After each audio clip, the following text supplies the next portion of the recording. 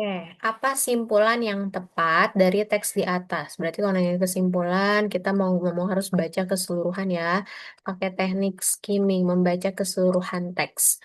Oke, globalisasi adalah proses menyatunya berbagai negara di dunia dalam berbagai bidang seperti ekonomi, teknologi, budaya, dan informasi. Perkembangan teknologi komunikasi dan transportasi juga menjadi pendorong utama terjadinya globalisasi, memungkinkan orang dari berbagai belahan dunia untuk saling terhubung dengan cepat dan mudah.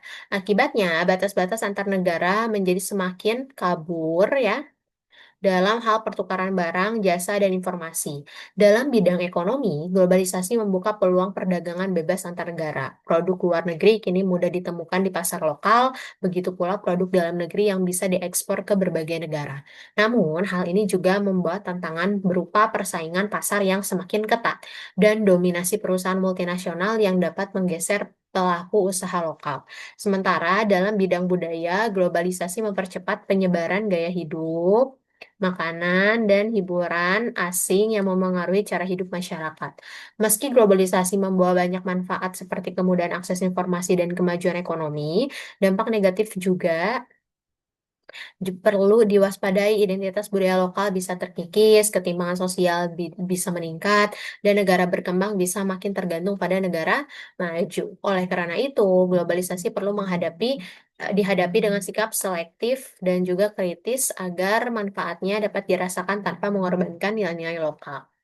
Yang paragraf awal menjelaskan tentang globalisasi secara umum, informasi globalisasi secara umum. Oke, kemudian yang paragraf 2 menjelaskan dampak positifnya pada bidang ekonomi, kemudian juga tidak hanya dampak positif ya, tapi juga ada tantangan di bidang ekonomi dan juga di sini pada bidang budaya ya, ada ekonomi dan juga budaya.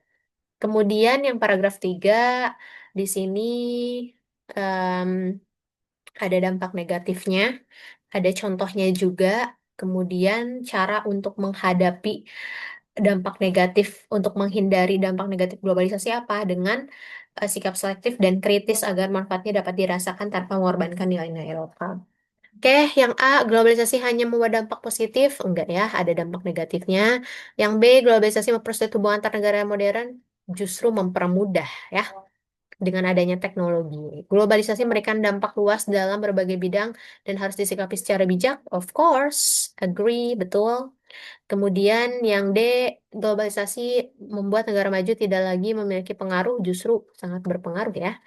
Globalisasi sebaiknya ditolak karena hanya menimbulkan kerugian kurang tepat. Jadi yang betul adalah yang C. Oh, oke, sampai bertemu di pembahasan selanjutnya.